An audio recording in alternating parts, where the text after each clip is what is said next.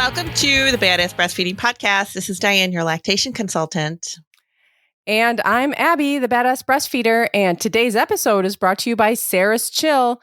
Never worry about safely storing your breast milk or formula again. Sarah's Chill was invented by a mom for moms and offers guaranteed convenience with their double-walled stainless steel container. And we'll hear more from our sponsor in a little while. But right now, please head to, well, not right now, but when you're done listening to this, head to badassbreastfeedingpodcast.com. And our sponsors make this podcast possible. So check out our sponsor page if you need anything. See if you can give them any business. And while you're there, scroll down and enter your email address and get episodes sent straight to your inbox every Monday. And now Diane has our review of the week. And it comes from iTunes. And this is titled Breastfeeding on Vacation. I went on vacation this week with my husband's extended family in Florida, and I was shocked with the amount of questions I received from everyone, including staff, family members, and other people staying at the resort about breastfeeding. Since I have a 2020 baby, I haven't encountered any questions so far in our breastfeeding journey. I was so happy I had been listening to this podcast. It made me feel confident and proud and gave me the tools to educate everyone as to why I am happily still breastfeeding my 13-month-old. Thank you, Abby and Diane. Thank you for sharing the love, because that's awesome that you're passing the info along to others. I love that. Yeah, I know. And people are asking questions. I mean, I don't know the nature of the questions, but I can only assume by the tone of the message that it was positive questions or just questions, oh, what? Your baby's still breastfeeding kind of thing. Yeah. Yeah. How do you do that? Or do they bite you, or does it hurt? Do you, people can ask questions. I would prefer people to ask questions than to just immediately be like, that's disgusting. I know. And this is how we are going to, as a society, how we are going to normalize it, right? By doing it and explaining it and talking about it. And this is why I'm still doing it. And this is the importance of it. And this is the benefits my baby gets from it after a year. And all those things. I think I love that she was sharing her knowledge. I think it's great. So thank you so much for leaving that for us and for telling us about it. It's awesome.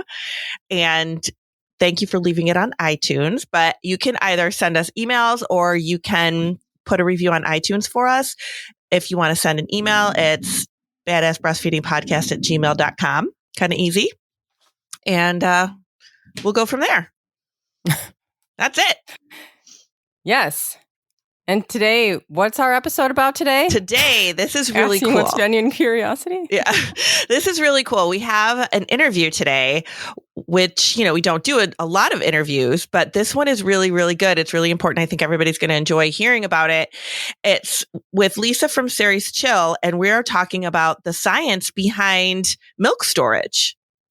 Oh, cool. So I think, there's a lot of controversy in the milk storage world about how can you mix milk? Should you not mix milk? What happens if you leave it out? So many rules. So we are breaking that down today. And I think it's going to help a lot of people that are out there trying to pump and store and, make sure they're doing the right thing. Cool. Should we do it? Yeah, let's hear it. Hi, I am with Lisa today from Sarah's Chill, and we are going to talk about all the things. We're going to talk about milk storage. We're going to talk about the science behind milk storage and that awful myth about how you can't combine milk. We get those questions all the time. Abby and I talk about that. We get that question constantly. And we're going to talk all about what the truth is behind that. So welcome, Lisa. Thank you so much. I was telling you just before we hopped on how much I love listening to your podcast and how much it means to me as a mom that's been through a breastfeeding journey and all the challenges with 2 kids now, and now hearing about other moms' challenges because I am constantly living in this space as the founder of Sarah's Chill. So I'm really grateful for the space you create for moms. It's safe and refreshing and so honest. And that's what we all need when we're facing these very real challenges as moms learning how to breastfeed right along with our sweet babies. Oh, thank you so much. That's so nice. We really are proud of the community, for sure, of all of these parents and how much work they do to keep things going for their babies, because it is not easy. Like you said, this is a very challenging time. So we're going to try to make it a little easier for people today. But first, I definitely want to hear more about how you came about with Series Chill. Tell us how that was born. I think it's a pretty good story, and it's a story that's like, but it's not special. It is definitely, I feel, a struggle that every mom has faced, whether they're returning to work or just trying to return to their life before children while still breastfeeding. I had my daughter, several years ago, geriatric pregnancy, of course, which I just love that term. It's just my favorite. It's the worst phrase ever. It's the worst. I know. I told my husband, I'm like, yes, apparently I'm suffering from a condition, geriatric pregnancy, and it's getting worse every day. Oh my gosh. Terrible. So, I know. So I had my daughter at 35, 4 years before my son, and had, I would say, unfortunately, I would use the nasty term, failed to exclusively breastfeed her for my goal of 6 months. I supplemented from day one for a million reasons. And I think it was because I felt this huge expectation to give her everything she needed. And I didn't know how to do that. I didn't have a lactation consultant. I was in what's called a baby-friendly hospital, and I went to the courses with, I think, very well-intentioned lactation consultants. But, I was told right out of the gate, alongside all of these other moms and dads that are sitting there with these new teeny tiny babies, just a few hours old. And we were told, if it's hurting, you're doing it wrong. And just find what works for you. And this is important. And you have to do this for your baby. And 6 months is best, but, try for a year. And I think it really overwhelmed me. And the second night I was slipped some formula from the nurse because I was basically pleading with her. And so from that moment on, I never produced enough. And I don't think that that's unique to me. I think a lot of moms worry that they're not able to meet the demands of their baby. You can't see how much they're consuming, and you've never done this before. And so you look for help, and oftentimes it's supplementing with formula. And there's nothing terrible about that, but it's not always necessary. And so that was my first struggle with breastfeeding. And then with my son, I was determined to be successful. I had moved out to Seattle. One of my friends had told me about this amazing saint of a woman, Katie Dunning, my lactation consultant. And I reached out to her, and she spoke with me before I had my son, got a bit of background on what my breastfeeding experience was like. I told her I had a scheduled C-section, and she said she would be ready for me and she would come to my house. And I thought, oh, okay. All right. Well, this time it might work or it might not, but we'll just see. So she came, and Diane, she's just similar to you. Like, she's just such an empowering person. And she, looked at him and me and, sized the whole thing up and realized he had a tongue tie. We ended up getting that fixed. But man, it was excruciating pain when I was initially nursing him. And she looked at me like the third time she was there. She's like, that toe curling pain that I see you're in, does that last the entire time? I'm like, oh yeah, just breathe into the pain. But so the main thing she told me, and I think the main thing I would like for all moms to know, is that even an ounce each day does so much for your baby. And you are as important, you as a mother are as important in the whole equation as your child. And I still tear up when I think about it, because Katie told me, she's like, we're going to make this work for you. And what you're doing is really great, but if you can't breastfeed Colin all the time and give him everything he needs, then we're not doing this. Like, we will figure out what we need to do so that you are okay. And I had never thought of it that way. I'd always thought I have to care for him. I have to give him everything he needs for a year, and I have to make it for my body. And if it hurts, it hurts. And when she gave me permission to just give him an ounce a day and do my best, and that was enough, I made it to 2 years. I breastfed him for 2 years, and it was a really big deal for me. And it was because I wasn't so overwhelmed by this, gotta do everything and be everything to him, no matter how hard it is for me for, this endless amount of weeks, days, months stretching out in front of me. So I went to work. I went back to work, and I had my pump, and I had all my pump parts. I was lucky that I had 3 months of maternity leave, and I went back and I pumped, and I had 2 little, the transparent plastic bottles, the yellow cap sitting on my desk. I was so proud of myself and looking at my milk. I'm like, yes, I did it. And then, Diane, I think you know where this is going. I was like, where do I put it? I not planned for the place to safely store breast milk. So I was told I needed a cooler by my coworkers, or that I could put it in the communal fridge. So I stuffed it in my suit pockets. I worked with pretty much all men. It was really not okay. First of all, I was told, based on the rules about safe breast milk storage, to leave my breast milk on my desk for more than 4 hours. And then just the fact that all of these guys were going to be coming into my office to discuss cases and status for court and all of this, and be distracted by the fact that I had my own bodily fluid on my desk that I had just produced from, breasts. So my friends told me I needed a cooler. I told them I didn't need another bag. That was the last thing I needed. And true. Very true. That's the last thing any of us need at that point. We all feel like we're barely making it out the door as it is. Mm-hmm. So I invented Series Chill. I looked and looked and looked for, the breast milk thermos thingy that I had in my head. I'm like, this has to exist.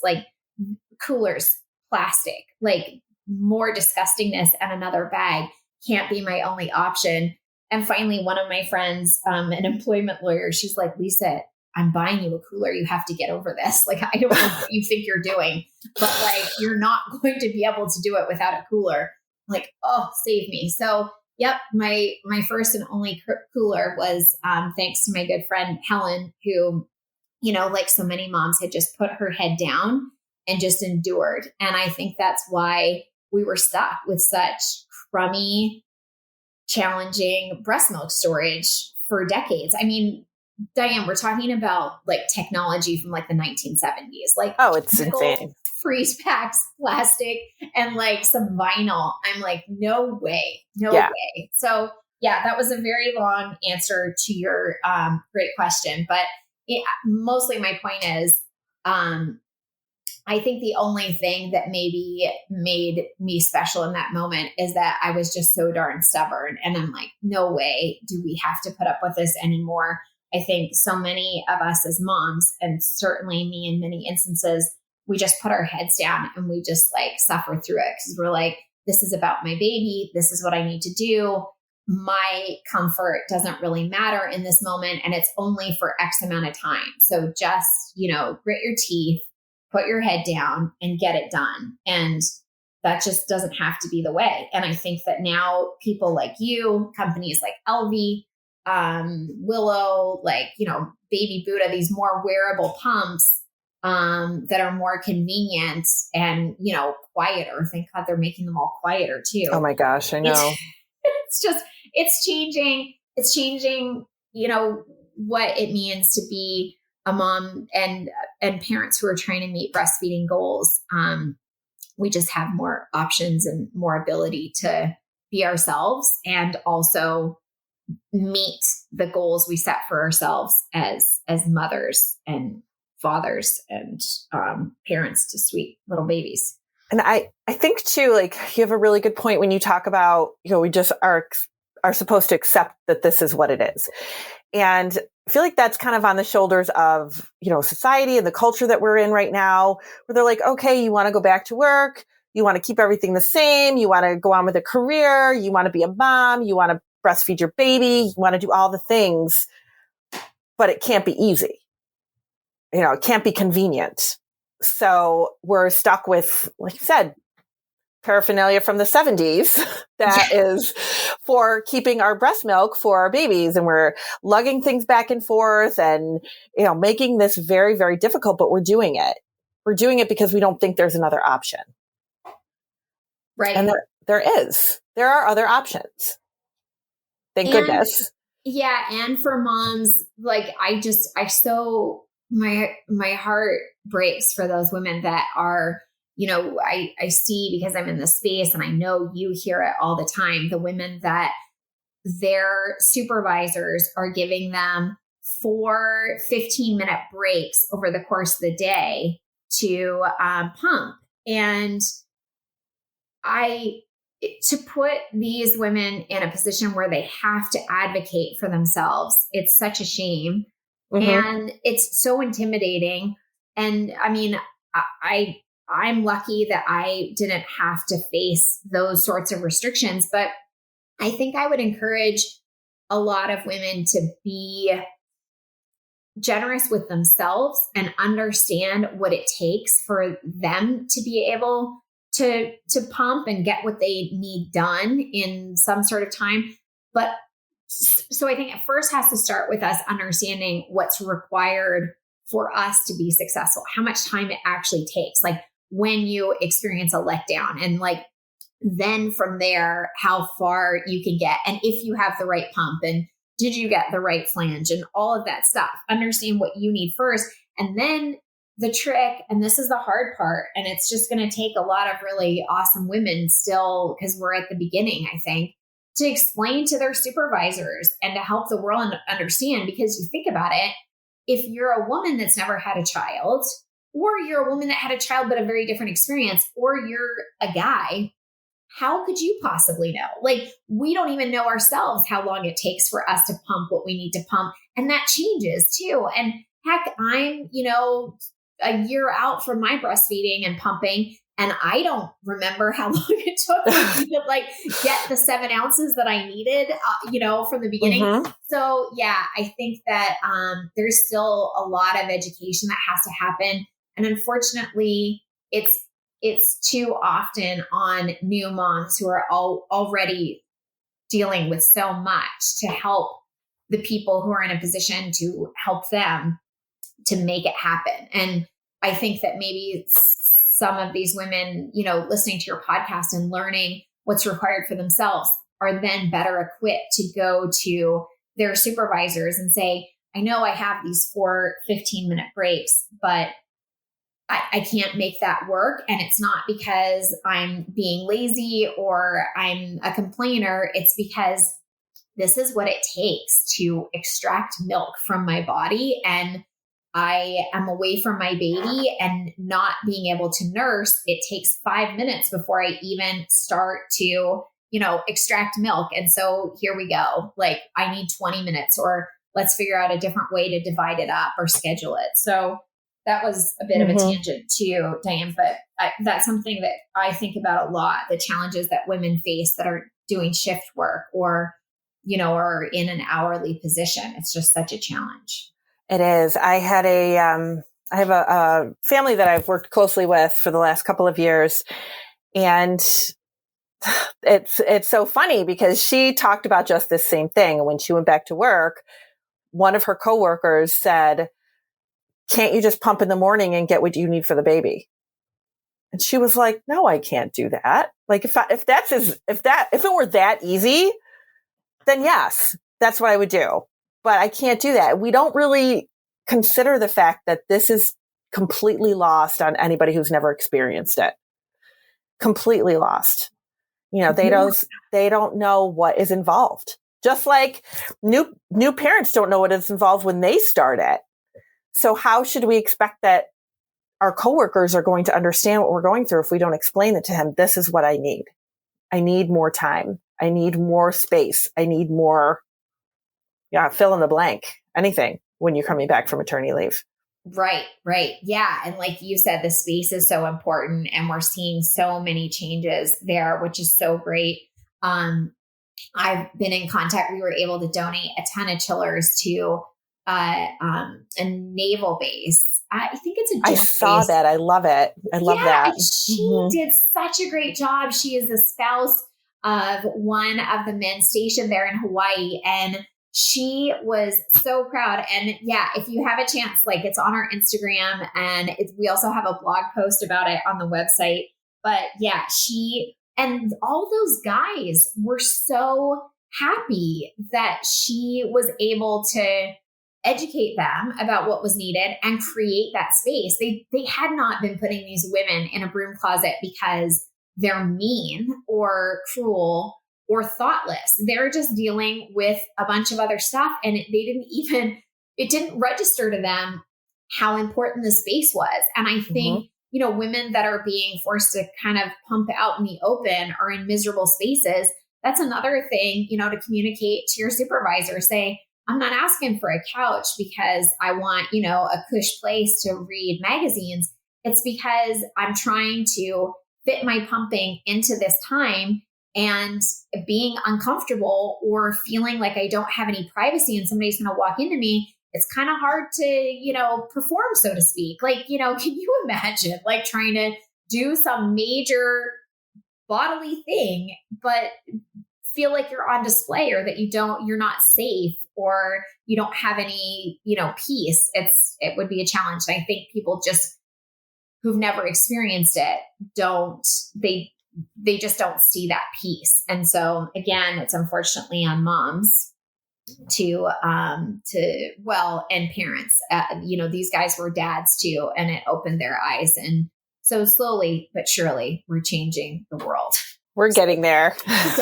We're slowly but surely getting there. Yeah. And that's the research piece. And I know that you were very complimentary of that aspect of Series Chill. And I am really proud of that. And it's just so great to be part of this massive movement in breast milk research. And really, as many terrible things as have come out of COVID, one of the great things is the renewed focus on the power of breast milk and what humans are capable of creating for their babies, and how we need to really respect that, honor it, and move away from the frailty consideration, which was imposed, I think, by traditional medicine for so many years, and now acknowledge all of the incredible properties of breast milk and how strong it is, how resilient it is, and how we don't need to,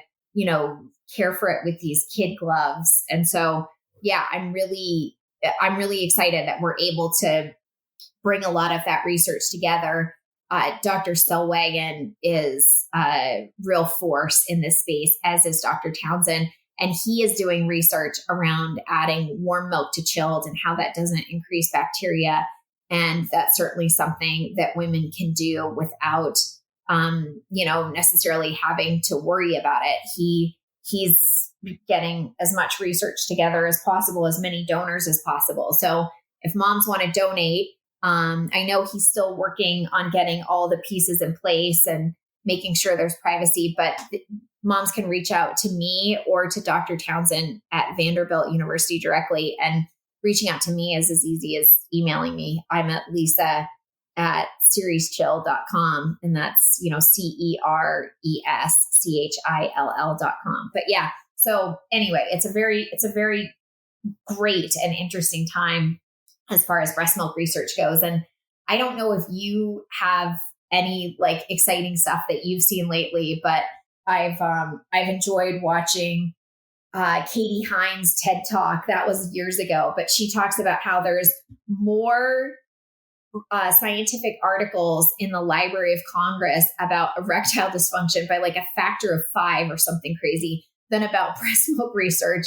She's like, I'm not saying it's not important. I mean, it's important. Erectile dysfunction, sure. She's like, but can we at least agree that breast milk is maybe as important, possibly more important? So, yeah. Oh my gosh. She's a great one to check out for sure. We will be right back with Lisa after a word from our sponsor.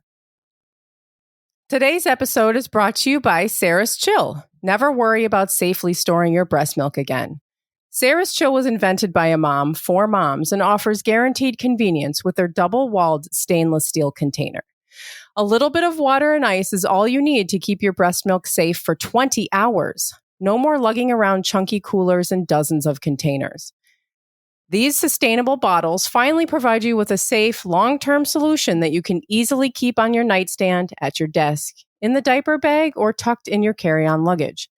Nothing else in the world allows moms to easily and safely store up to 24 ounces of breast milk or formula for over 20 hours. The chillers are compatible with most major pumps, so you can pump and double pump all day into one sleek container. Plus, it doubles as a portable bottle warmer. One chiller filled with hot water can warm up to 3 bottles over 8 hours. Need more bottles? Just add hot water to the outer chamber and go. It's dishwasher safe, airport friendly, and lasts a lifetime. Use it for wine, coffee, or any of your favorite beverages when you're done breastfeeding. I even use it to bring hot dogs to the park because it's the only container I've used that actually keeps things hot for hours. No more worries and so much more freedom. This is breast milk storage like you've never seen before. Head to sarahschill.com. That's CERESCHILL.com, or check them out at Sarah's Chill on Instagram for more details, and use code BADASSBreastfeeders25 for 25% off your purchase. That's Badass Breastfeeders 25 for 25% off. And you can find all of our sponsors and their promo codes on badassbreastfeedingpodcast.com. Also at badassbreastfeedingpodcast.com, you'll find all of our other episodes, our breastfeeding resources, and information about scheduling your very own online one-on-one lactation consultation with Diane. And now back to Lisa from Sarah's Chill. So let's get into a little bit of that research, the whole process of human milk and pooling human milk. And how did this concept get out into the world of breast milk is so delicate that we have to be really careful of how we store it and what we do with it once it is outside of our body.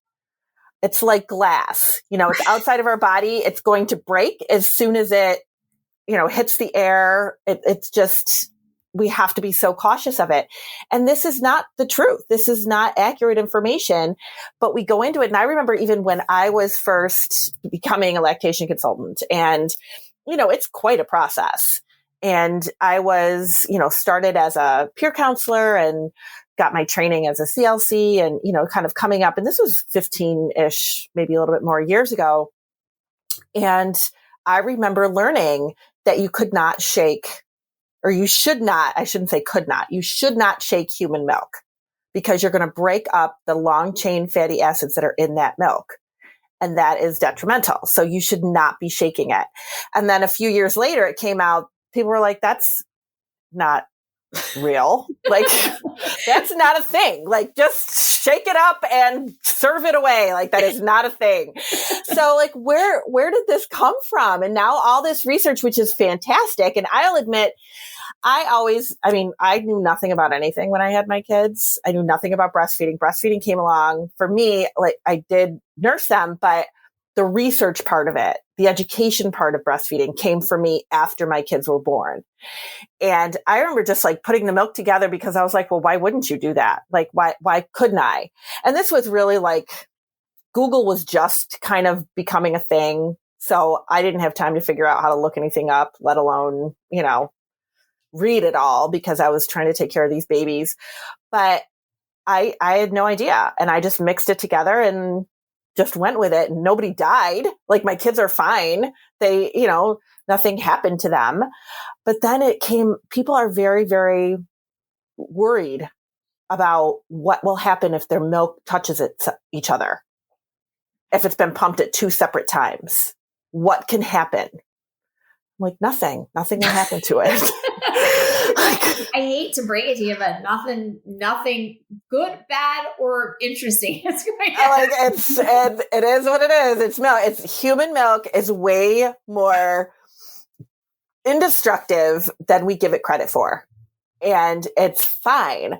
But let's get into some of this because it's so interesting. And I feel like that's kind of where you settled into when you got really into that milk storage, was because you had to know, okay, we can pool this milk together, because the concept behind behind the chiller is that you can pump into that thing all day. Like, how easy is that? Yep. Yeah, no. And I would say that I was called to this work. I have never said anything like that.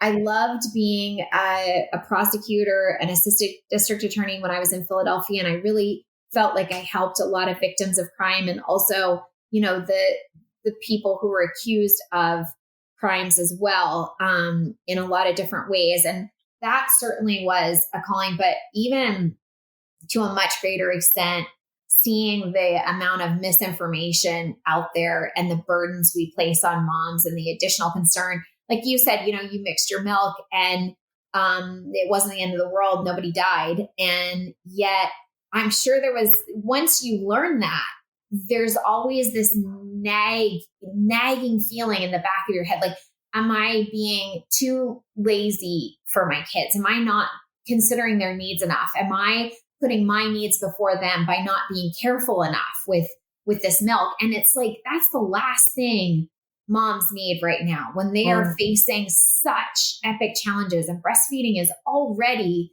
so challenging for so many of us. Why are we layering on baseless concerns and additional burdens when that is the absolute last thing we should be doing, rather than encouraging parents and telling them how incredibly powerful and resilient their breast milk is and what they're capable of doing? We're telling them, be careful. It's fragile. Don't wreck it. Don't poison your child.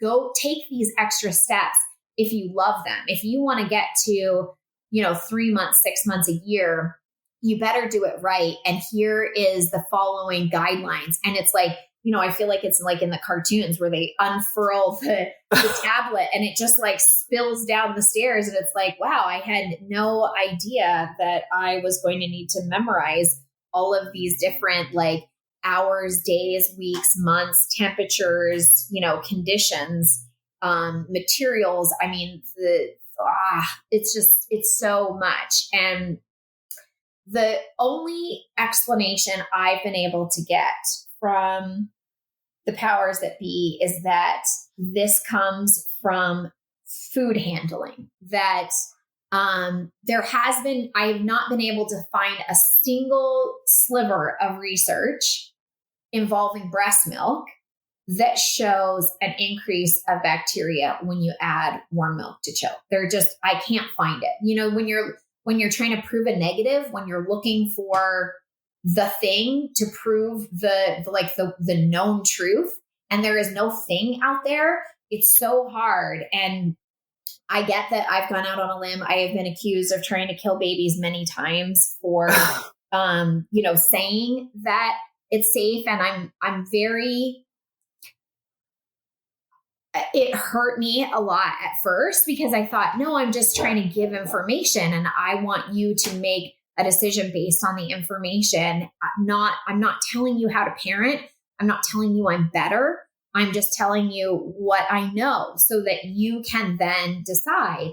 But for some reason, people really, I think there's a sense of security that comes with rules. And so there's been resistance to change rules because there's just risk, right? Like it's been fine from what I can see, this recommendation goes back to Protocol 8 by the Academy of Pediatric Medicine. And from what I can see, and I can't see back farther than this because I don't have access to the Library of Congress, but It goes back like 25 years about. And it's related to food storage. And Diane, what I always say, and I think you'll agree, is breast milk is not dead flesh. It is alive. It has really incredible living properties to it. And you said before that it's, I think the word you used was it's indestructible. What's incredible about it is that it's actually destructive in the best ways, that it goes after the bad stuff to save our children from the bad stuff, using its incredible power and live forces for good. And so it does have, these incredible antibacterial qualities to it. It goes after the bad bacteria to leave space for all of the good bacteria that our babies need. And so, it's, I'm pretty sure it goes back to some very traditional doctor and food handling practices from, a couple decades ago or more, where you take a chicken breast out of first you kill the chicken, and you've got the dead piece of flesh, and then you put it, just not to be graphic, but you slap it on the counter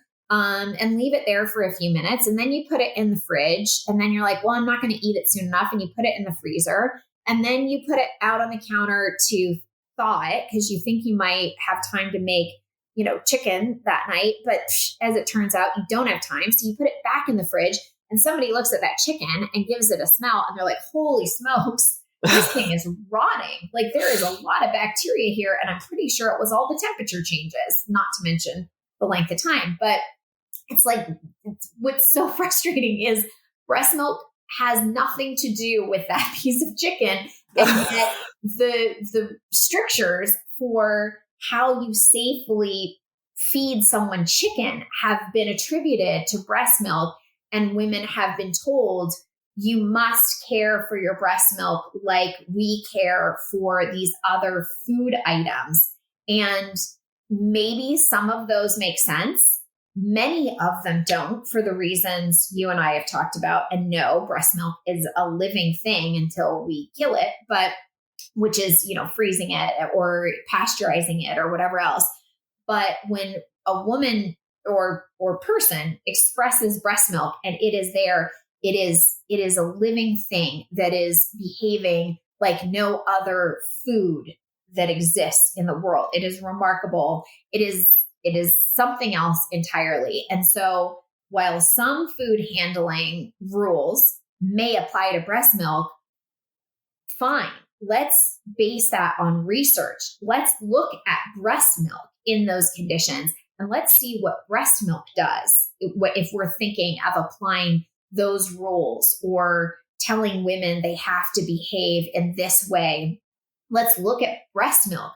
Don't tell me what I have to do based on your hunk of chicken. That is not relevant, and it's actually harmful. And I am so done with it. And so, even if it ends up, the work that Dr. Townsend's doing and these incredible people who are researching and proving how powerful breast milk is, even if it ends up proving that you don't need to chill your breast milk at all, and Serious Chill is a beautiful thermos and nothing more, then so be it. My new life's work is to eliminate as many barriers to parents in reaching their breastfeeding goals as they return to their lives as possible. So that's how I feel about that, Diane. Yeah. I like to tell parents, especially when I'm doing breastfeeding classes prenatally, even though I feel like, there's so much information in my brain, and I'm like spewing so much information at these parents that are probably ingesting, like not even a quarter of what I'm talking about, because it's just so much information. There's so much to it. But I like to try to tell parents, research has shown that if you leave breast milk sitting on the counter, it actually has less bacteria in it than it did when it was pumped, because it does kill the bacteria as it's sitting. And I think that's a very powerful thing. to kind of a very powerful visual that if you pump breast milk, you sit it on the counter, they looked at it, they, did their research on it after it sat for an hour, 2 hours, however long it was. And that showed that it actually had less bacteria in it. It has live white blood cells that kills that bacteria. Like you said, this is a live substance. This is not something that is dead. It's not a piece of flesh. It's live breast milk, human milk that needs to be treated differently.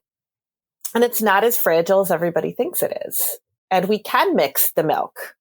There is research out there now. For some reason, it's not hitting social media. You don't see it anywhere.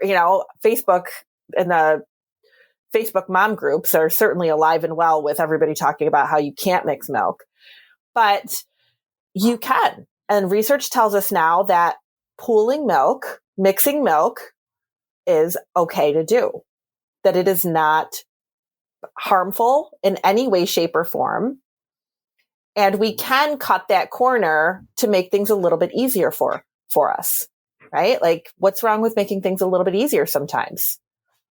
Right. Nothing wrong and everything right, especially when moms and dads. I say moms a lot because I'm speaking from, where I sit and stand. But for parents who are trying to do it all with an infant and no sleep and all the other challenges they're facing, there's everything wrong and nothing right about adding even the slightest burden to those parents. And I think a lot of people who haven't been through it or have a little distance from it, their attitude is, well, what's the big deal? Mm-hmm. What's the big deal? Chill it first. And it's like, that is another bottle to wash. And when I've had friends, mom friends of mine and women who've reached out to me who've thrown away countless ounces because they're like, well, is it really worth keeping it and chilling it if it was only an ounce? Like, I don't produce a lot. And I mean, yes. If you don't produce a lot, even more reason that you should not feel bad about it, or that it's not enough to go to the trouble, or that it's one more thing you have to do. It's just so aggravating that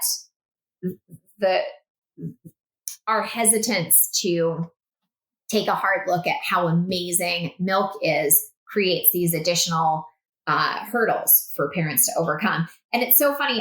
I heard you say, everyone says, and it does feel like everyone is saying that we can't do this, but it's really everyone in the United States, Diane. Like, you talk to people in other countries, you talk to moms in other countries. I have a friend over in the UK, and I was speaking to her about this rule, trying to get her take on, how best to provide moms with the information without them feeling like I'm attacking their understanding of the world and the safety of their child.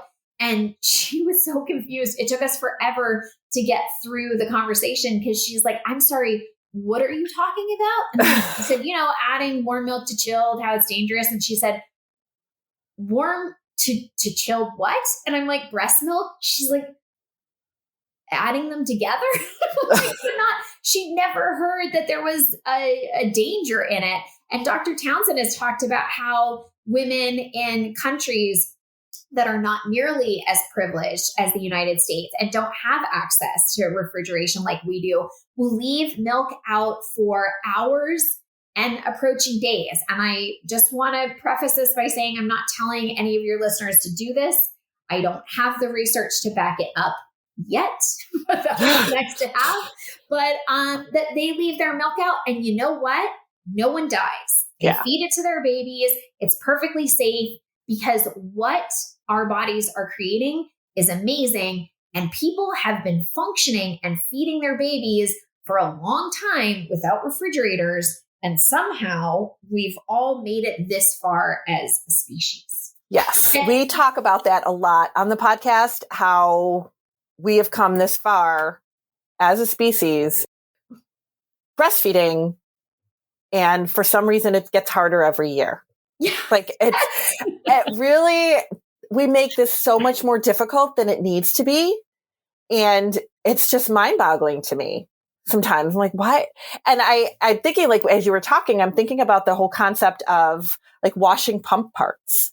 Yeah. Right. Like how I know personally me, and I know a lot of other lactation consultants will also tell working parents, save yourself a little time, take the pump parts, put them in a baggie, put them in a bowl, put them in something, stick them in the refrigerator, wash them once at the end of the day. Don't wash in between. It's not necessary. It's breast milk. It's not causing any problem. It's not. I read this there was a Facebook group one time where there was this huge battle going on in this Facebook group about how horrible that was to do and how you're risking giving your child bacteria. How could you possibly do that? This is horrible. And it's like, oh my gosh. Yeah. Yeah. The amount of vitriol and anger and passion around these rules is really surprising to me. And I think it's just, I think it's a lot of mom shaming that continues. And some people feel that they are, because they follow these rules, they are good moms and have been good moms. And maybe they have come under attack for other things that they've done, whether it's screen time or whatever we're all doing to survive, particularly now.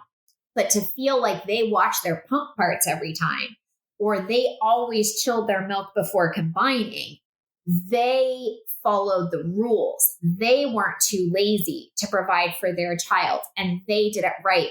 And these women or these companies or these experts that are trying to tell you otherwise, they're the bad guys. They're the ones that are, polluting the world with their misinformation. And you could kill your child unless you take these extra steps and you follow the rules. That's all I can think, because the level of rage that I have experienced and the way that I felt attacked was so remarkable to me. And I really was quite low about it for a while, and it really hurt. And now I have spoken to people like Dr. Townsend, Dr. Selwagen, people like you. I mean, just the fact that this is the Badass Breastfeeding Podcast and I'm speaking to you now, I can't tell you how proud I am. And if I change things for a single mom that was so scared to put that question out there in the world because of the response that you say you're seeing and I've experienced,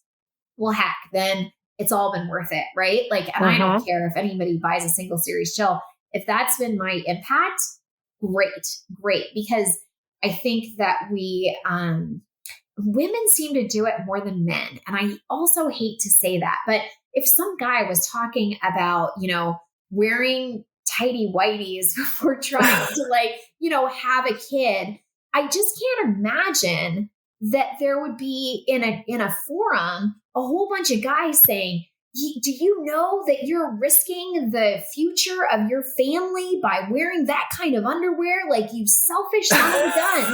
Like, I just feel like it wouldn't happen. But yet women and breast milk and choices we make about, whether to get an epidural, all of it. I'm like, why are we so hard on each other? And these women step in and act like they're standing between you and the horrible decisions that you're making for your child. And it's like, gosh, she's just combining two different temperatures of milk. And by the way, her breast milk is freaking amazing. Can we just take a moment to acknowledge that? It's just mind blowing.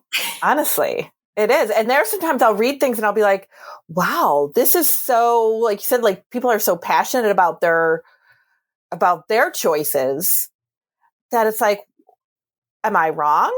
Is the research wrong? Because I really do go by what that research tells us. And when people say the opposite and they're so defiant about it, it's like, wow, but that's not accurate. Maybe that's okay for you, but not everybody else has to follow that rule. Right. And the old pump and dump rule. I mean, there's so much upset about moms, poisoning their babies with whatever they're putting in their bodies. But can you imagine the thousands of gallons that were lost because some mom had the audacity to go out on a date with her husband or head to a bachelorette party, and she drank a couple margaritas, and man, she had to get that poison out. It's just, and that is the drain. That was her penance. That is a myth that will never die. And I feel like that is kind of like that little conversation we were having before I hit record. I should have hit record for the whole conversation. But what you were saying about how our milk is like constantly being, okay, it's not good enough right now. We're constantly being told, if you do this, it's not good enough. Like, it can't be good enough. Your milk can't be good enough. And that's not the truth. Our milk is amazing. And there is no reason why we should believe that something's wrong with it. Whether we pool milk together, whether we have a drink, whether we let a bottle sit out, that milk is still good. There's nothing wrong with it. But we're told that there is. It's somehow not good enough. It's really hard to stomach. It is. I'm wondering, Diane, because I've been so, there's so much research that's happening, and I've been looking specifically at the antimicrobial properties, but I haven't seen this sort of research. I'd love to know, and maybe you've talked about it on one of your podcasts that I've missed. Do we know enough about leaving bottles, how long we have after, the baby's toxic saliva has touched on very fragile breast milk, that chemical interaction, how long before it explodes and kills the entire family, or when we have to throw it out? It's so funny that you should bring that up, because I was going to mention that next, because that is something that comes up all the time. Well, what if the baby doesn't finish the bottle? You give it to him the next feed. You can leave it sitting out for a couple hours, give it to him the next feed. Should I put it in the refrigerator? Should I reheat it? Should I not reheat it? Should it be reheated? What happens with the reheating process? What happens if I let it sit? What happens if this? And I'm like, oh my goodness, things I would never even consider. It's just like, it's just your milk. He doesn't finish it, just give it to him the next feed. You make a 4-ounce bottle of breast milk. You have a 4-ounce bottle. The babysitter gives him 2 ounces. Give him the 2 ounces the next feed. No, we can't do that. Daycare centers in the at least where I am in New York State, daycare centers will not give milk if it wasn't finished at the first feeding. Yeah. And I really, when I have parents that are planning to send their child to a facilitated daycare, I always warn them of that and say, you need to be very, very cautious of how much milk you're sending, because they will dump it. Yeah. And you don't want that to happen. And if your child is staying with a friend or a babysitter at home or a grandparent who is used to formula feeding, yes, that formula needs to be thrown away.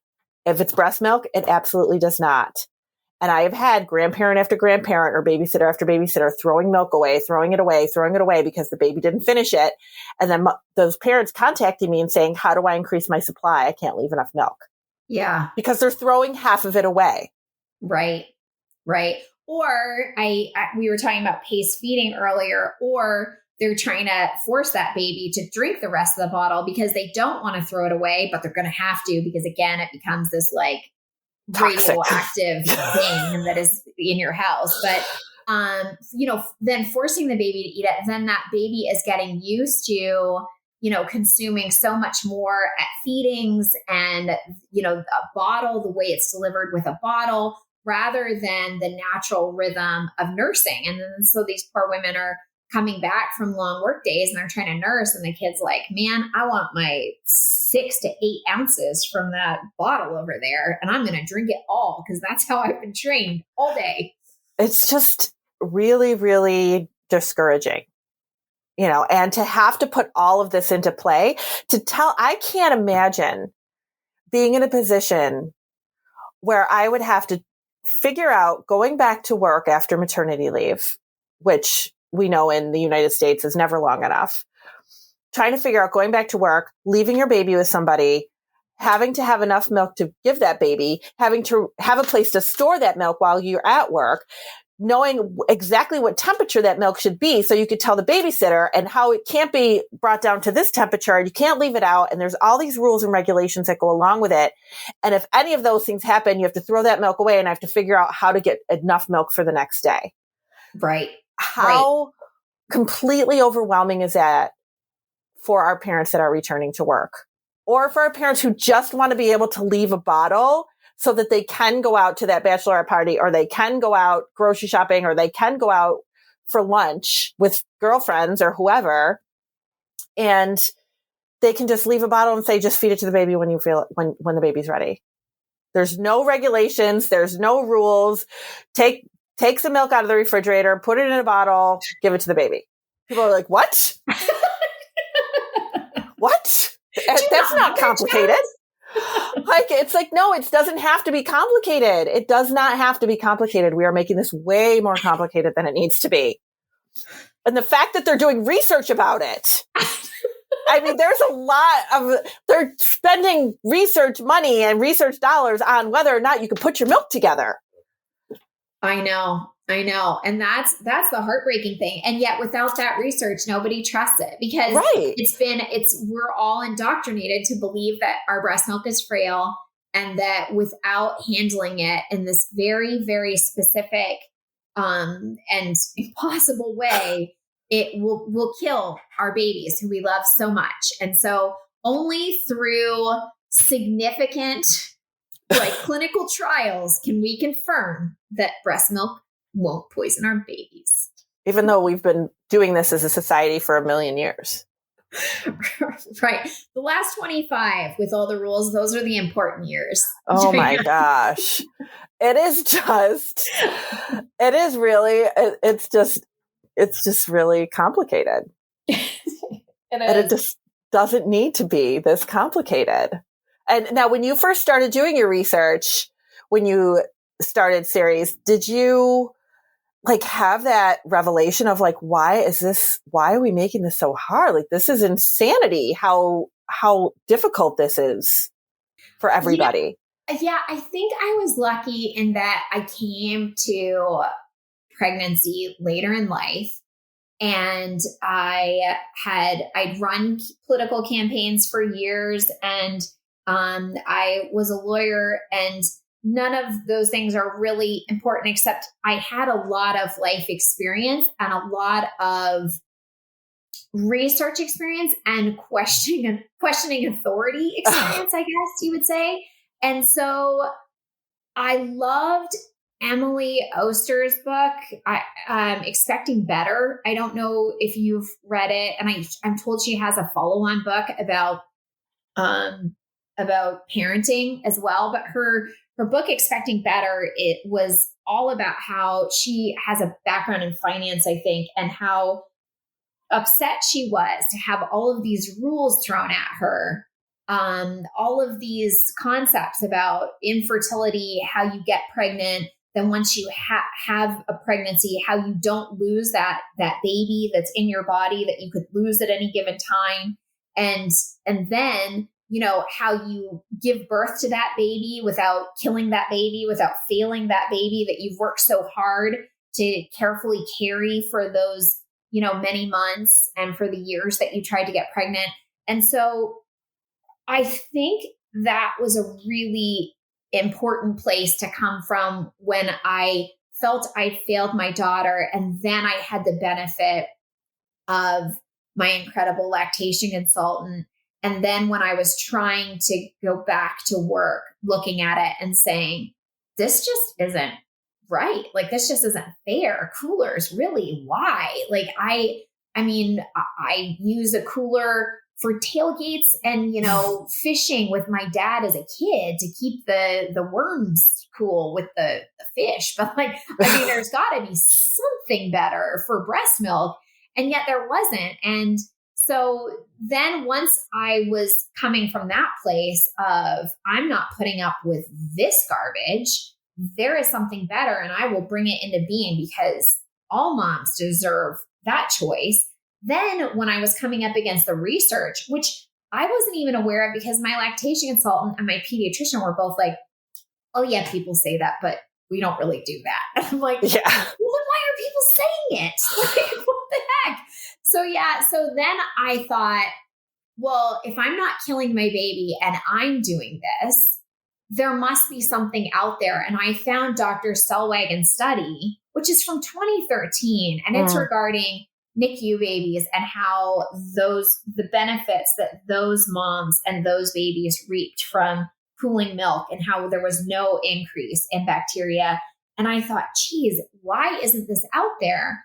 And, I was told, I'm not going to quote people directly because I know this is such an impassioned space and I don't want to get anyone in trouble, for trying to kill babies like I'm always trying to do.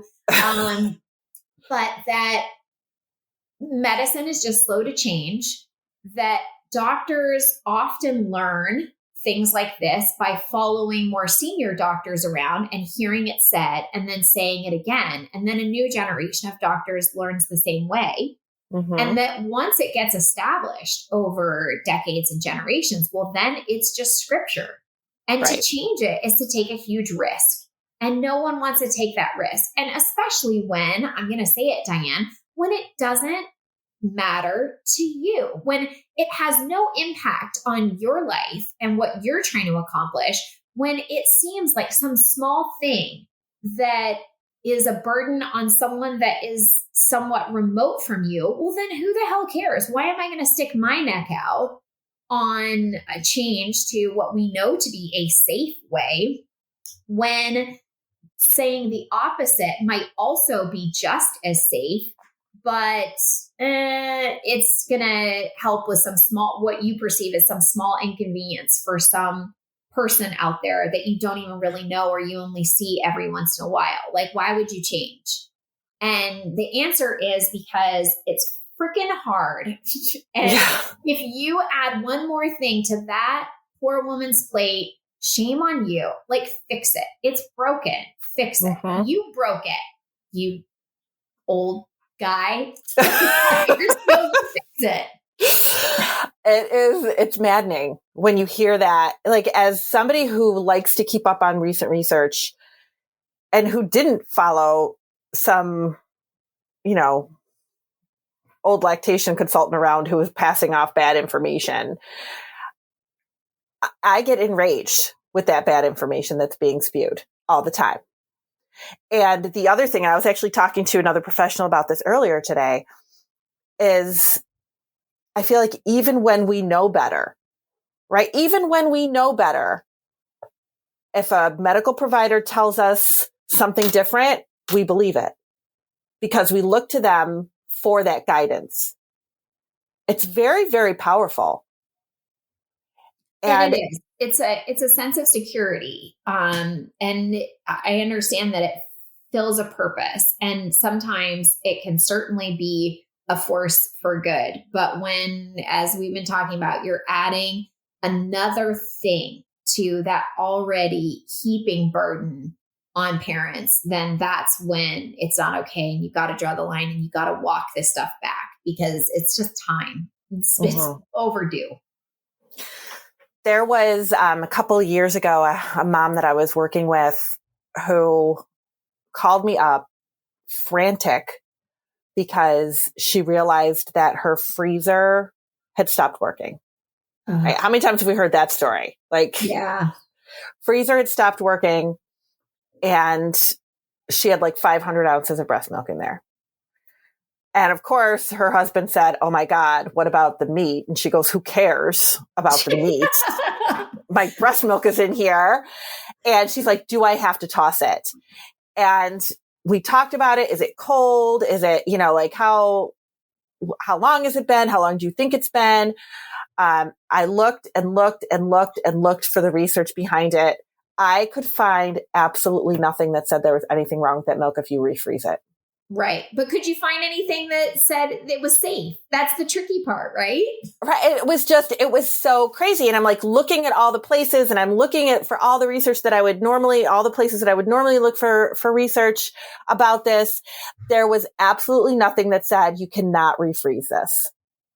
And I happened to work in the same office as her pediatrician at the time. And I ran it by her, who was also a breastfeeding mother. And she was like, if you think it's fine for her to refreeze that milk, I am on board with it, because if you can't find any research on it, if it's still cold, I would say go right ahead and refreeze it.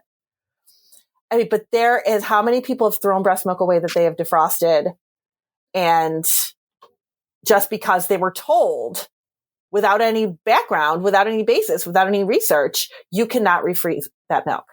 Yeah. Yeah. Well, and what I didn't hear in there, Diane, I'm very curious. Why didn't you ask them to assess the meat, smell the meat, figure out whether or not the meat's okay, and then make a decision about the breast milk? Oh my gosh. I'm telling you. Does that hamburger look funny? Does it smell bad? Well, then everything is a total loss. Everything is. Let's just go by that, because that's all we care about is whether or not that steak made it through the process. I just can't. Oh, man. But there was no way I was going to tell that mother to throw away 500 bags of breast milk. Yeah, I mean, especially when it was, it was still cold. It was still partially had a little bit of, freezer in it. It wasn't, if she'd said it's warm, it's probably been days. I haven't opened I haven't opened the freezer in a week and everything's warm. Then I'd be like, But well, and also, Diane, I'm very curious. Did the entire town blow up that this woman lived in after she refroze that breast milk and fed it? I feel like there needs to be the follow-up. Did everyone live? Everyone lived. Her child is growing and thriving. And it's a miracle. It's miraculous and should be in some kind of I don't know, medical atlas somewhere or something. It's just what we put ourselves through is really, really unfortunate. Yeah. When all we need to do is support the process and trust the process. I said, trust the process. It works. Your body is not going to produce this milk that is not okay for the baby that you produced. Right. And the ways in which milk is tailored to your baby is just so mind-blowing. It's just, I mean, we're only beginning to understand how incredible our milk is and what it's doing for our children. And I know science is getting closer on formula to duplicating a lot of those aspects. And certainly as a mom that supplemented, I do not want any moms to come away from this feeling shamed for not providing their child with every ounce of breast milk that they needed for years and years. But I'm really grateful for the research, because I think we're understanding a lot more about what we're doing for our babies, the value, how to try to create that for women who cannot breastfeed for whatever reason, or parents who cannot breastfeed or chest feed for whatever reason.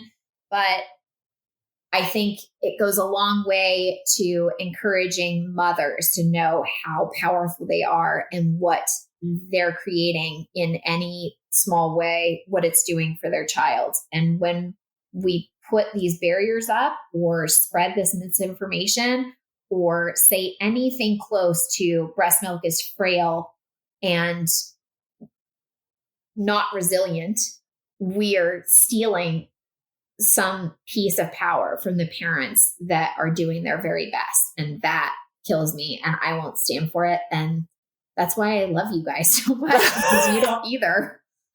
We don't. No, we don't like that one bit. And we'll continue to fight for that for sure. Thank God. Well, I almost said thank goodness. And I'm like, nope, God is here. Thank you so much for talking with me today about this. I appreciate it so much. It is really good to hear your story and to hear where you are with it. Know that I have like-minded people that are with me in this battle, because it is hard. We're getting there, Diane. You and Abby really have created something special, and it's getting us leaps and bounds forward every day. And the more moms that hear this information and bring it into the world, whether it's, more understanding around pump breaks, or whether or not they can feed their baby those last couple ounces, it seems small, but it's incrementally huge. Mm-hmm. And you know that. And I'm just glad that you let me be a part of it, even for this small little bit of time. Well, how does everybody find you and Series Chill? Okay, so the science is all there for anyone who's interested. The blog is pretty cool. We try to do fun things and also kind of heavy things like this. But the website is serieschill.com.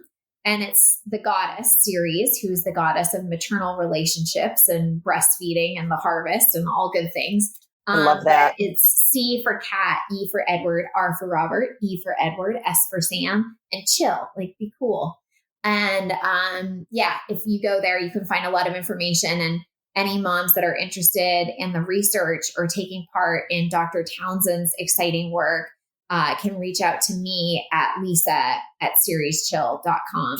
So any questions, I welcome them. I'll do my very best to answer. My husband is deployed right now in the Middle East, and I'm single momming it with 2 little kids. And I also work full time. So if I don't get to you, I am sorry. I'm going to put that out there in the world right now. I am truly sorry, but I am going to try. And if it's urgent, you can always call the phone number and I will get to it, because this is important. And the fact that I haven't responded is more a sign of how crazy my mom life is than how much these moms mean to me. It's just crazy. You get it. I get it. And I think we all get it. It's hard to do it all. And I will link all of those in the show notes too, so everybody has it. And thank you so, so much. And we're so proud to have you as a sponsor, and so happy to be able to talk to you about this stuff. This has been great. Thank you so much. Yeah. Thank you. Thank you guys. It's just the best. So you take care, and all the moms out there, I really admire them, and they make your podcast great as well. So thanks to all of you, all of you. Thanks, Lisa. Okay. Bye. Bye.